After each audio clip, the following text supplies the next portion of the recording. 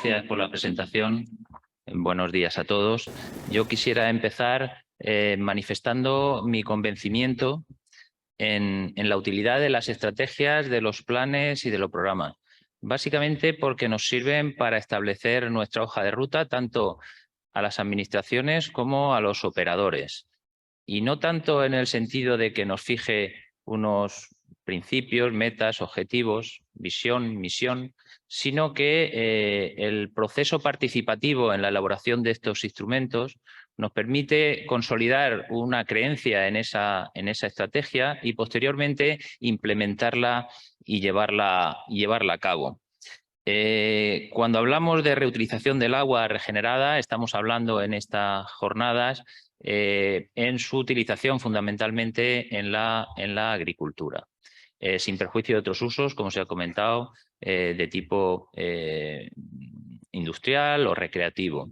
Yo quisiera analizar un poco estos dos conceptos, el de la reutilización del agua regenerada y el uso en la agricultura en relación con estrategias o con líneas guía a nivel, llamémosle mundial, europeo o nacional y autonómico. Y en este sentido, pues partimos del concepto de desarrollo sostenible, ya lo conocéis, es algo que ya está interiorizado. Pretende que avancemos en el desarrollo sin comprometer el desarrollo de generaciones futuras, basándonos en los tres principios: medio ambiente, economía, necesidades sociales. Y en este sentido, pues sobre este principio se fijaron la Agenda 2030, los 17 Objetivos de Desarrollo Sostenible, y sobre estos dos aspectos que hemos comentado tenemos que hablar sobre el número 2, que es hambre cero, y su meta 2.4, que habla de prácticas agrícolas sostenibles y resilientes. También habla del ODS número 6, por supuesto, el de agua limpia y saneamiento, con su meta 6.3, mejorar la calidad del agua, reducir la contaminación y aguas residuales. Y por último, y no menos importante, es el número 17, que es, como os he comentado, establecer alianzas para conseguir esos objetivos. Es decir, sentar las bases de esa relación entre administraciones, operadores, interesados, usuarios, de tal manera que podamos avanzar en esa línea. El segundo aspecto importante, que yo creo que en las jornadas también se ha comentado, es el tema de la economía circular. A nivel de la Unión Europea tenemos un plan de acción de la Unión Europea que habla y matiza cuestiones sobre el refuerzo de la circularidad en un entorno sin sustancias tóxicas. Se facilitará la reutilización del agua y la eficiencia hídrica. Estos son dos aspectos importantes y que fijan la línea guía o la hoja de ruta a seguir en estas materias. La estrategia española tiene un eje de actuación específico con la reutilización y depuración del agua y nos habla de la necesidad del aprovechamiento de los nutrientes en los lodos de depuración y, por otra parte, fijar nuevos sistemas de riego de precisión que mejoren la eficacia del proceso de absorción de agua. Esta estrategia también dispone de un plan de acción que habla de adecuación del marco normativo del Reglamento Europeo relativo a los requisitos mínimos para la reutilización de agua y, por otra parte, el fomento del regadío con aguas regeneradas con apoyo de los fondos PRTR. A nivel autonómico, en breve plazo vamos a aprobar una estrategia de economía circular y que habla de 4 puntos.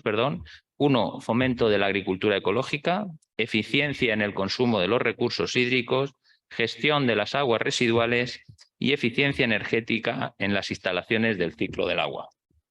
El tercer pilar, por supuesto, es el Pacto Verde Europeo, que también conocemos. Sabéis que fija 8 políticas de desarrollo y, en el caso que nos ocupa, vamos a hablar de 2 de ellas. Una es hacia una contaminación cero en un entorno sin sustancias tóxicas. El título es bastante significativo. Veo a Pedro Simón y me dirá, eso es imposible, y es cierto, pero el tener esa línea guía o esa hoja de ruta y luego adaptarlo a las necesidades o a la realidad nos puede permitir avanzar en ese criterio. Este Pacto Verde Europeo tiene un plan de acción de contaminación cero para el agua, el aire y el suelo, fijando un objetivo de contaminación cero para 2050. desde luego es ambicioso y decimos, ¿y ahora cómo lo vamos a conseguir esto? Pues fija unas metas para 2030 que habla de la reducción del 50% de pérdida de nutrientes, el uso de plaguicidas y químicos, una reducción de ese 50%. Y por otra parte establece un concepto que se ha utilizado en el plan de gestión de riesgos que habla de la jerarquía de la contaminación cero, actuando primero en la fase de prevención, posteriormente en minimizar y controlar y por último eliminar y poner remedio. Esta jerarquía se tendrá en cuenta, como ya he dicho, en este plan de gestión de riesgos del que hemos hablado y están hablando los diferentes ponentes. También habla de la revisión de la directiva sobre aguas residuales urbanas y la de lodos de depuradora. Y en este sentido, eleva el nivel de retirada de nutrientes y reutilizar las aguas y los lodos apoyando una agricultura más circular y menos contaminante, ocupándose además de contaminantes emergentes. La otra política a la que hacemos referencia es de la granja a la mesa, un sistema alimentario justo, saludable y respetuoso con el medio ambiente. Y fija otros objetivos: reducir el 50% de plaguicidas químicos y un 50% de los más peligrosos, y también reducir la pérdida de nutrientes en un 50% sin deteriorar la fertilidad del suelo. Y al menos establecer un 25% de agricultura ecológica. Actualmente está en tramitación un plan de acción para la gestión integrada de nutrientes para reducir la contaminación producida por el uso de fertilizantes. En esta línea, en el año 2022, en España disponemos de un nuevo reglamento para protección de aguas contra la contaminación producida por nitratos procedentes de fuentes agrarias y también un Real Decreto sobre nutrición sostenible en suelos agrarios. Bien, fijado ya este marco estratégico, pues me gustaría comentar qué nos ocupa y nos preocupa en la Dirección General de Medio Ambiente. Como sabéis, y si no os lo comento yo, tenemos competencia en materia de agua, de aire y de suelo.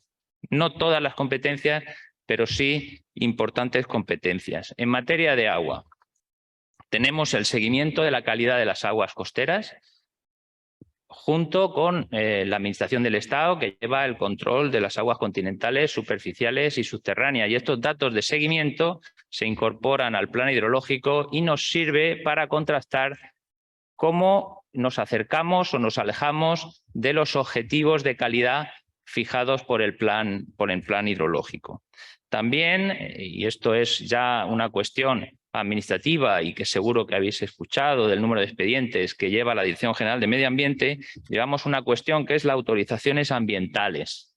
Este tipo de autorizaciones ambientales tenemos unas que son de tipo integrada, que se refiere a las industrias supuestamente más contaminantes, y otra parte sectorial. En lo que se refiere a depuradoras, en la parte sectorial tenemos autorizaciones de vertido tierra-mar.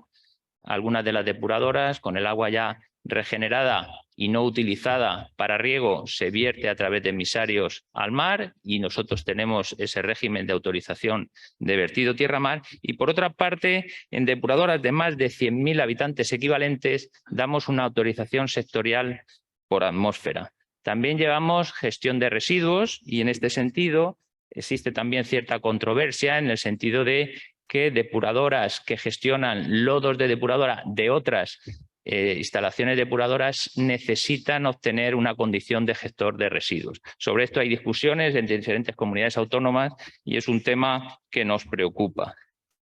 También llevamos el tema de las evaluaciones ambientales y en este sentido, pues también tenemos evaluaciones ambientales estratégicas.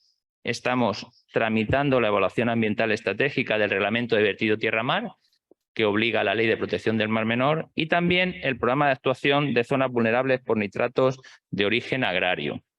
A nivel de impacto ambiental, ya sabéis, y si no lo recuerdo, que las plantas de tratamiento de aguas residuales están sometidas a evaluación de impacto ambiental para más de 10.000 habitantes equivalentes, hasta 150.000 en simplificada y más de 150.000 en ordinaria. En regadíos, consolidación y mejora de regadíos de más de 100 hectáreas también están sometidas a esas evaluaciones ambientales. Dicho lo cual, podemos entrar en el apartado de riesgos. ¿Qué experiencia tenemos en el tema de riesgos?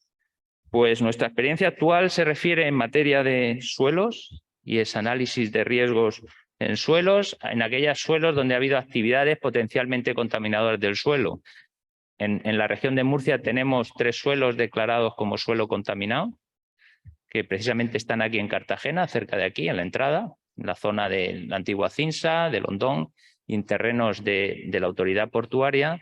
Y en estas cuestiones, el análisis de riesgos o la declaración de un suelo como contaminado no es porque tú tengas determinado número de contaminantes o en determinada proporción, sino que está vinculada directamente al uso que se le dé a ese suelo. Hay diferencias entre un suelo destinado a uso urbano, a uso industrial o usos de esparcimiento. Sobre la base de estos usos, haciendo una caracterización de ese suelo, se han desarrollado ya sistemas para valorar ese riesgo, utilizando también un concepto que son niveles genéricos de referencia. No es lo mismo un suelo en la Sierra Minera, que lógicamente tiene niveles de metales pesados altos por la propia naturaleza del suelo, que en un entorno en el que no existe este tipo de materiales. Esa es nuestra experiencia en materia de riesgos vinculados al suelo, y tenemos la posibilidad, en cualquier caso, como he comentado, de hacer una declaración de suelo contaminado sobre la base de un estudio con esos criterios cuantitativos y cualitativos para avanzar en esa línea. En cuanto a expedientes de responsabilidad medioambiental, esto también lo conocéis en el entorno del Mar Menor. Estos expedientes de responsabilidad medioambiental vienen de una ley de responsabilidad medioambiental que también hay que hacer un análisis de riesgos. Primero hay que determinar si la afección tiene una afección significativa sobre el medio ambiente, y sobre esa base de esa afección significativa se plantea un plan de gestión de esos riesgos a nivel preventivo y a nivel de remediación. ¿Para qué sirven estos estudios de riesgo? Pues según la ley que he comentado, pues te permite establecer unos avales en función de la valoración de esos riesgos. También existen guías técnicas que incluyen o te acercan un poco a la manera de gestionar o de redactar estos estudios. Lo que sí quería comentaros es que en la Dirección General, y entiendo que pasa igual en otras comunidades autónomas, la legislación es muy prolija, y dada la situación de cambio climático, de problemas medioambientales, están en continua modificación. Se incorporan mejores técnicas disponibles y el grado de capacitación y de formación tanto del funcionario como del profesional operador debe ser muy alto. Y en este sentido creo que hay que hacer esfuerzos, y a la hora de redactar reglamentos, leyes, etcétera, hacer una verdadera valoración de lo que eso implica en cuanto a formación, medios y capacidad para resolver estas cuestiones.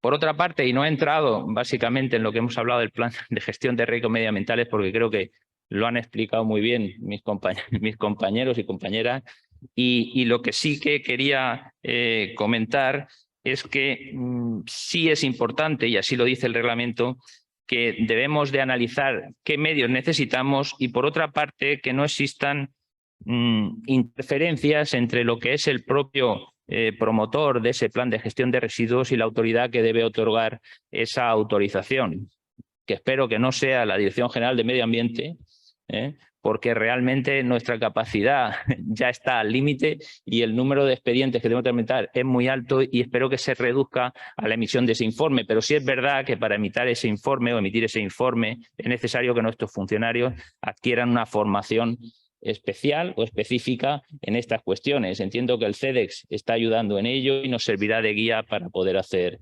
nuestro trabajo. Muchas gracias.